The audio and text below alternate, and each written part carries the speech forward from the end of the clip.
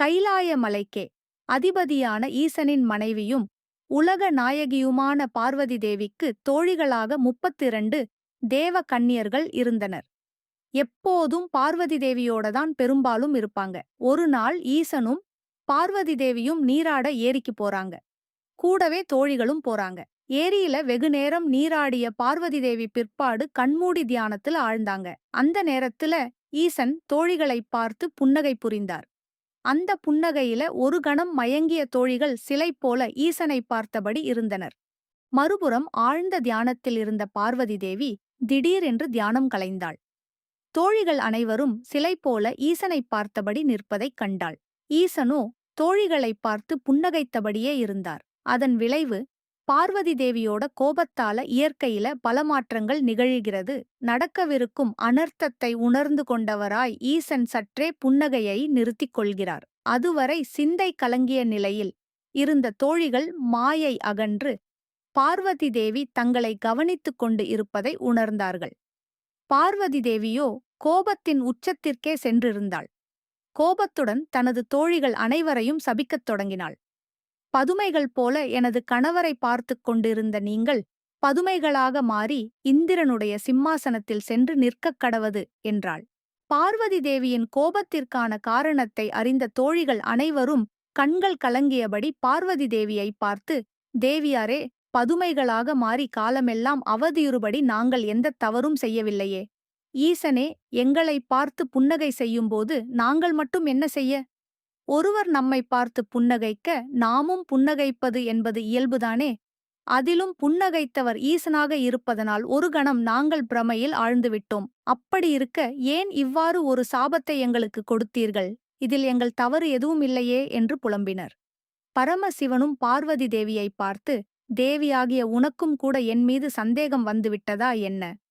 உனது தோழிகள் ஒரு பாவமும் அறியாதவர்கள். அவர்களை நீ சபிப்பது நியாயமே இல்லை. மேலும் குற்றமற்றவர்களை இப்படி சபிப்பது உனக்கும் அழகல்ல. உடனே அவர்கள் அனைவரின் சாபத்தையும் மாற்றிவிடு என்று பரிந்து பேசினார். பரமசிவனின் இந்த வார்த்தைகளைக் கேட்ட பார்வதி சற்றே கோபம் தணிந்தாள். பிறகு தோழிகளிடம், சாபத்தை என்னால் திரும்பப் பெற இயலாது. ஆனால் அதனால் உண்டாகும் விளைவுகளை என்னால் தடுக்க இயலும்.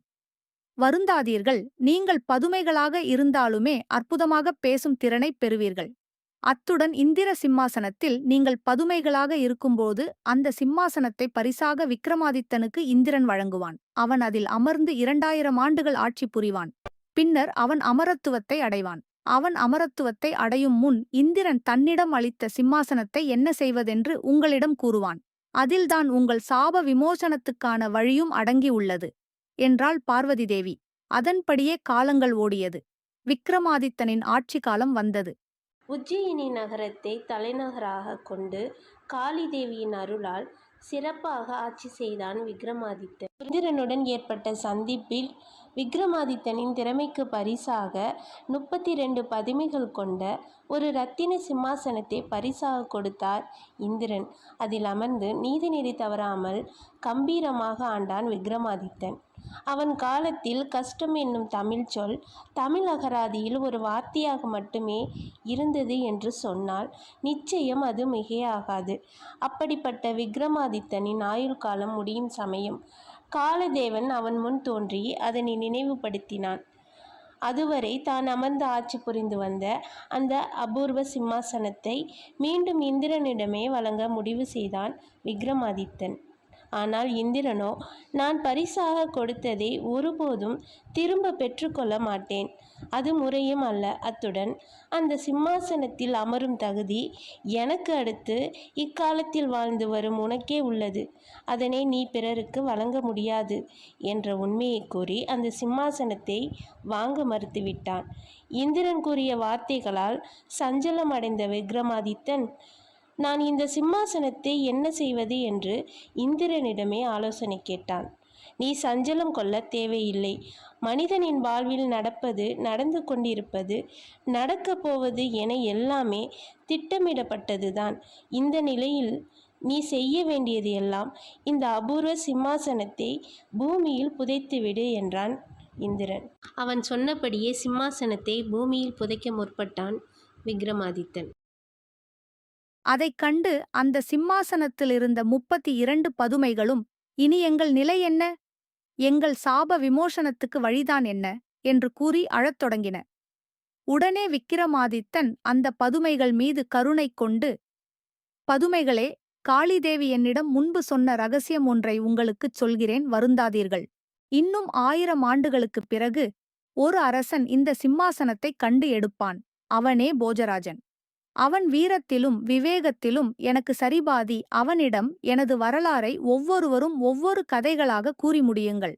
அதன்படி 32வது பதுமையும் எனது கதையை கூறி முடிக்கட்டும். அக்கணமே நீங்கள் அனைவரும் சாப விமோசனம் அடைந்து கைலாயம் போய்ச் சேர்வீர்களாக. இதுவே காளியின் சித்தமும் கூட என்றான். பிறகு சிம்மாசனம் விக்கிரமாதித்தனால் பூமியில் புதைக்கப்பட்டது. அத்துடன் விக்கிரமாதித்தனும் கங்கை ஆற்றில் இறங்கி தனது உயிரை தியாகம் செய்தான். இப்படியாக ஒரு மாபெரும் சாம்ராஜ்யத்தை ஸ்தாபித்த மாவீரன் கால வெள்ளத்தில் கரைந்தான். அவனை விழுங்கிவிட்ட இருமாப்பில் காலங்களும் விரைந்து ஓடின. மறுபுறம் சாபம் பெற்று பல காலமாக சாப விமோச்சனம் பெற காத்திருந்த பதுமைகளும் போஜராஜனுக்காக காத்துக் கொண்டிருந்தன.